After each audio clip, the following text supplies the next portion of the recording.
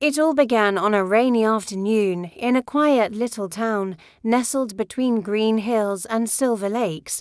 Emily, a 28-year-old aspiring writer, had just inherited her grandmother's old cottage after her passing. The house smelled of lavender and dust, a scent she remembered well from her childhood summers. While cleaning the attic, Emily stumbled upon a small wooden chest. It was old, covered in cobwebs, and had a tiny golden lock. To her surprise, the key was already inside. She opened it. Inside, there were dozens of yellowed envelopes tied with a faded blue ribbon. Each letter was addressed to someone named Daniel, and each one was signed with a simple, delicate E. Her heart skipped. Who was Daniel? And who was he? Could it be her grandmother? Emily sat down on the wooden floor, brushing off dust, and started reading the first letter. It was dated 1953. My dearest Daniel, I saw you again by the lake today. You didn't see me, but I saw you.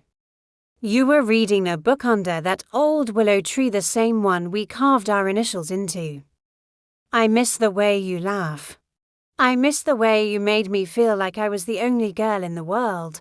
I know our parents said we're too young, but they don't understand what we have. I love you. I always will, E.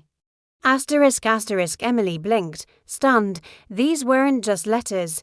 This was a love story hidden in time. She kept reading, letter after letter, slowly piecing together a forbidden romance between her grandmother and a boy named Daniel, a boy Emily had never heard about before. Some letters were full of joy, others were aching with sadness. There were letters about secret meetings, whispered promises, and dreams of running away together, but suddenly they stopped. The last letter was dated 1956. There were no goodbyes, no explanations. Emily felt haunted by the mystery. She had to know what happened. Over the next week, she dug into old town records, visited the library, and even spoke to her grandmother's oldest friend, Mrs. Keller. Daniel, Mrs. Keller said, her voice trembling. Oh dear. Daniel Grayson. Yes, I remember. He was everything to your grandmother, but his family moved away suddenly, and then nothing. No one ever heard from him again. Emily's heart ached for a love lost to time. That night, unable to sleep, she returned to the attic. She opened the chest again and noticed something she hadn't before, a loose panel inside. Behind it, hidden away, was a final envelope unopened. This one wasn't a letter from me, but to her, to the girl who finds these letters. I hope it's you, Emily, if you're reading this. Then you've found the pieces of my heart I left behind. Daniel and I, we never got our chance. Life pulled us apart before we could fight for each other. But I never stopped loving him. And I hope you find a love as deep and true as the one I once had. And maybe, just maybe, you'll find Daniel too.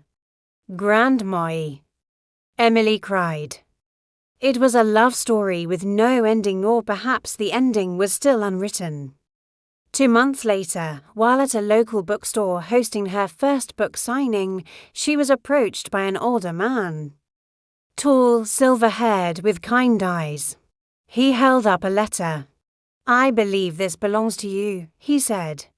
I found it among my mother's things. It's from Evelyn. She told me about a girl named Emily, and I had to find you. Emily's breath caught in her throat. Daniel, she whispered. He smiled gently. No. I'm his son, and in that moment, standing between stacks of books and memories, a new chapter began. Not just for her story, but for theirs.